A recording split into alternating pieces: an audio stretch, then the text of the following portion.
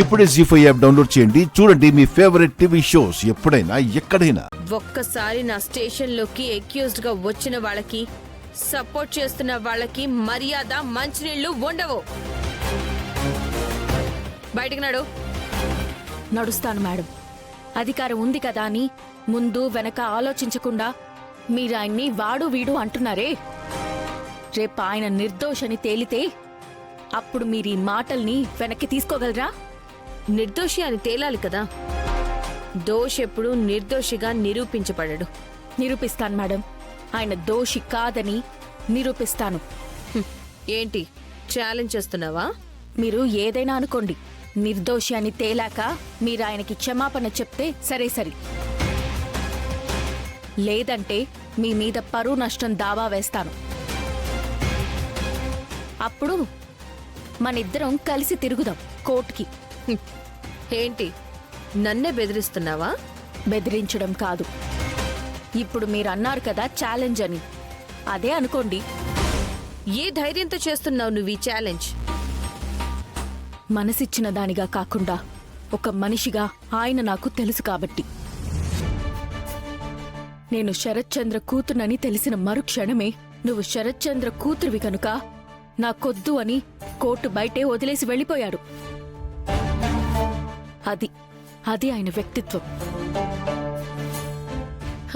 డ్రెస్తో సహా నువ్వు దేంట్లోనూ అప్డేట్ అవ్వలేదు భూమి. కోర్టులో నిన్ను బయట వదిలేసిన వాడు ఆ తర్వాత నిన్ను రౌడీల నుంచి కాపాడి ఇంటికి తీసుకెళ్లాడు. ఆ తర్వాత శరత్చంద్ర గారి కూతురు అయిపోయావు కదా. ఆ ఇంట్లోంచి పో అని తరిమేశాడు.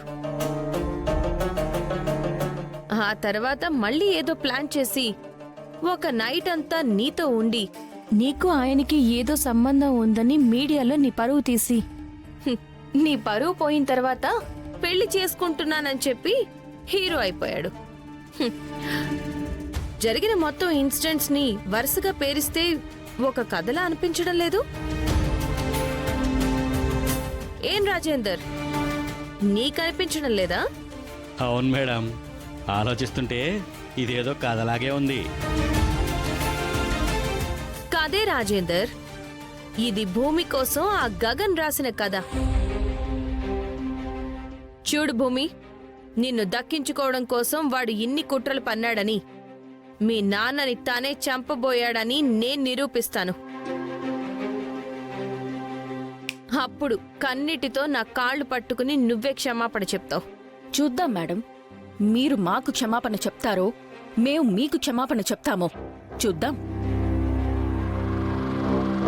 కానీ రాసి పెట్టుకోండి, మీరే మాకు క్షమాపణ చెప్పే రోజు ఖచ్చితంగా వస్తుంది.